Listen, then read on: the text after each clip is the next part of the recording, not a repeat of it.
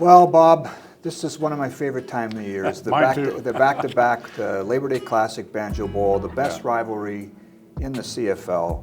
And so we have the legendary Bob Irving in. There's some great memories from this game. You've been covering this league for a long time, Bob. Let's kind of trade some stories here. What's your favorite, first of all, your favorite Labor Day game? Yeah, well, how about the first one I did? And I've covered almost 50 of them, Ed, so they kind of run together after a while. You asked me about picking out favorites, but I remember the 74 game, which was my first in Regina, like it was yesterday, because the Bombers had lost the first 3 games of the season, and the fans were not very happy. Don Jonas was their quarterback, and he'd been an MOP 2 years earlier, but his star was kind of fading.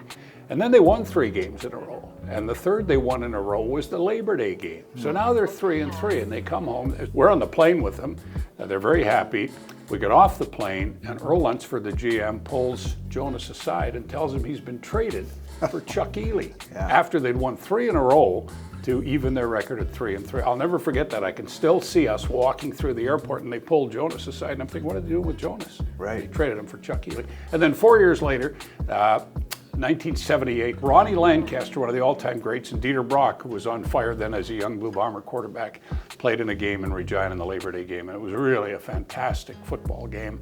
And Richard Crump won it for Winnipeg with a 103-yard run, and he barely made it across the goal line. I don't think Richard was in the best of shape. He kind of dragged himself across the goal line, and they won the game. One of the ones I know you remember for a lot of different reasons, 2016, the last one at Taylor Field. Yeah.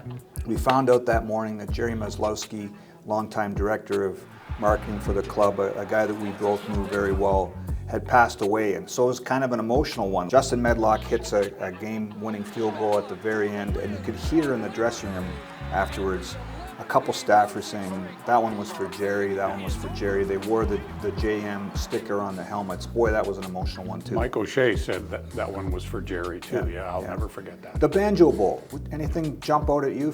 This is a cool second part to this rivalry too now.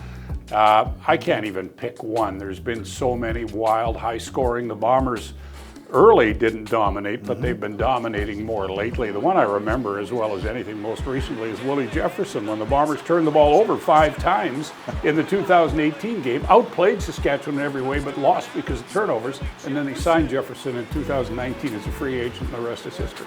Yeah, he had that one interception where it took him an hour to get to the end zone because he was celebrating all over the place. The one that jumps out for me was the Chris Strevler one, 2019. And he's filling in at quarterback, and he just ran over people. And there's that one clip of him just bulldozing one rider after another. He also threw for a touchdown in that game. It's such it's Winnipeg's signature game now. It's the answer to the Labor Day Classic, isn't it? Well, the Labor Day Classic's been going on forever, it seems, and then the Banjo Bowl has only been going since 2004. Right. The rematch wasn't always there, but it is now, and it should be every year, because these back-to-backs are they're magical. The football fans wait for them every year.